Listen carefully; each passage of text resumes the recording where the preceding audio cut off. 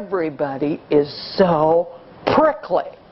As the old joke goes, how do you hug a porcupine? Very carefully. Well, there's no hugging some of us because we are just full of prickles. We need so desperately to understand that we have a choice. And that's what so amazed me. My first workshop in Phoenix, when Naomi said this, I was just blown away. You mean I don't have to go to my room and cry when someone hurts my feelings?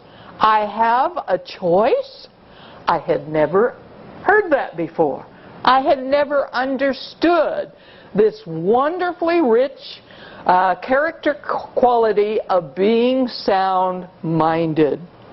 Now, some of you may not be criers, you may not be emotionally tender in that way, but I also added not easily irritated. I think I got you on one or the other. How irritated we can be at everybody in our life. I know I wake up some mornings and boy, you don't want to look at me cross-eyed because I am just so irritable. And I am not being a sound-minded woman when I am that way. We are not to be easily offended. 1 Corinthians, chapter 13, the love chapter, in, I believe it's verse 4, says this in some of the modern translation. Love does not keep a record of wrongs. Or one version says does not keep score. Now, we women like to make our lists. And generally, we think the more lists we make, the more organized, the better woman we are.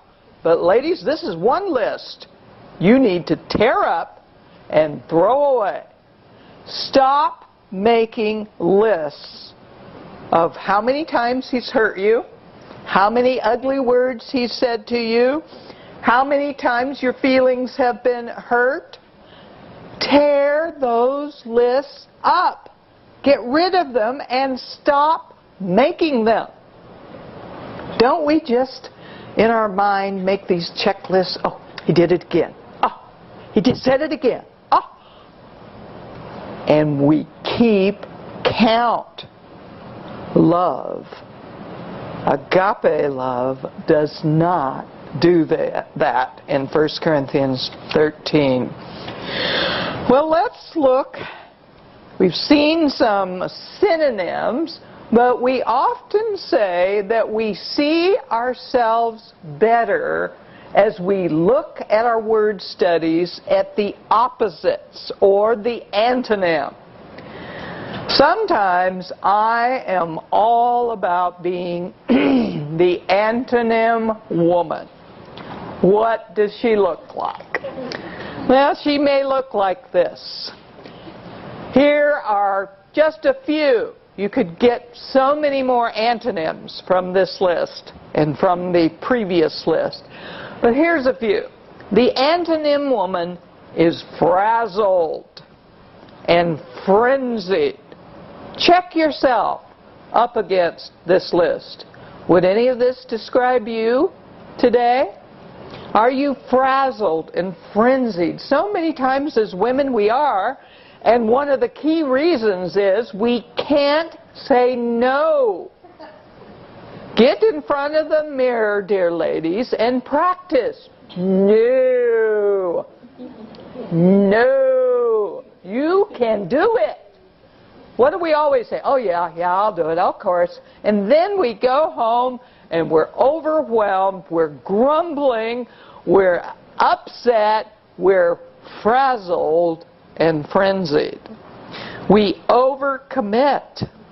Now, oftentimes, those of us who are married, our husbands, our friends even, see this. Our children, but they are way too scared to say anything, because we would just jump down their throats if they tried to tell us that we are being foolish women, unsound-minded women, by committing to way too much.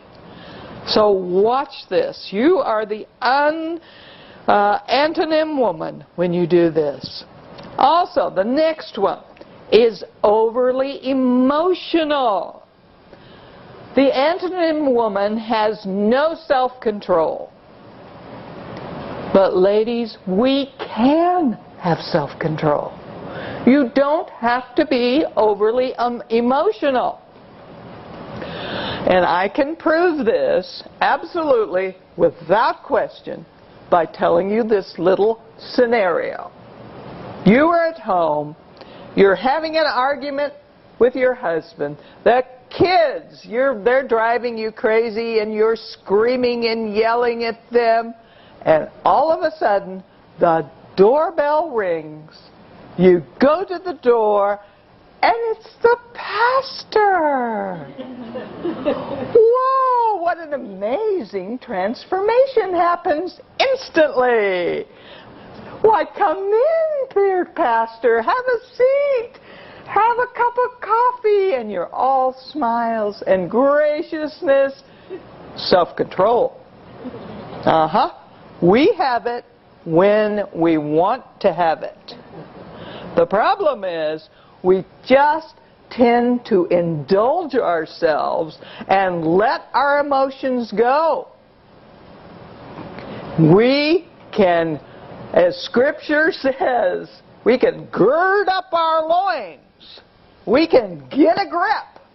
We can control our emotions. I'm not saying it's easy, but I am saying it's doable.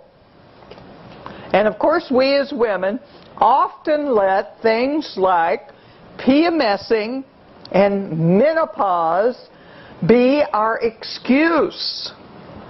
Well, see a doctor if you have problems in those areas, and get help, whether it's medicine or herbal. Start living a well-balanced life as far as your eating and your physical habits are concerned. And don't use this as a cover for you turning into a screaming Mimi once a month or all the time because of your hormonal changes. I realize, dear ladies, that this is a challenge for some of you more than others, but it is a challenge that a sound-minded woman can work on. The antonym woman is tense. Oh, what's today's favorite buzzword? Oh, I'm so stressed. I'm so stressed. I'm so stressed. And we women live under amazing tension and pressure. But a lot of it is self-induced. And a lot of it could be calmed down by our sound-mindedness. We are torn and double-minded. We are, the old saying goes, I have two minds about it. Well, you don't need two minds. That's a monster. You need one mind, and it needs to be the mind of Christ. So don't be that woman who is always torn, who cannot make a decision, who is double-minded and unstable in all of her ways, as the book of James talks about. Now, we know these characteristics are not good. But how do we combat this? Because in Titus 2, we're all about some practical helps, some tools, some tips that will help you. Now, sometimes in the church, we